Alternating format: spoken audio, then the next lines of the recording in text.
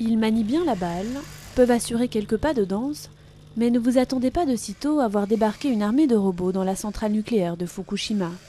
Et encore moins une armée de robots humanoïdes.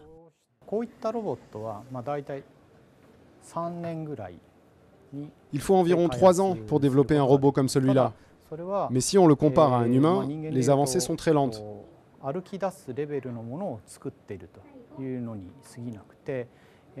Pour qu'un robot soit capable de travailler à Fukushima, nous avons encore besoin d'approfondir la recherche et le développement.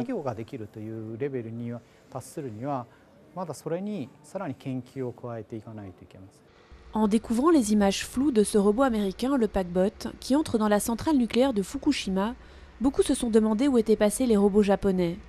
Contrairement aux États-Unis, au Japon, il est interdit de concevoir des robots militaires.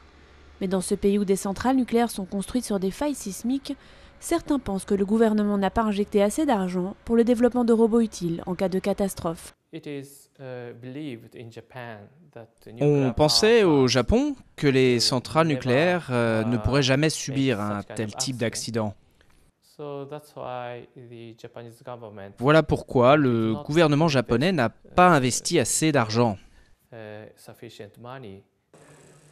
Mais en dehors de la zone nucléaire, les robots japonais ont été utilisés à bon escient.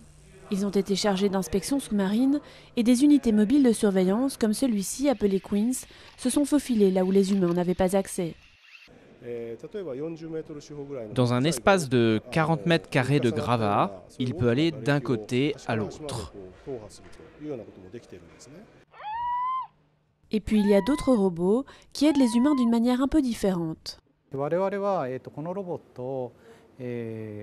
Nous utilisons ce robot pour aider psychologiquement les personnes qui ont été évacuées des zones endommagées.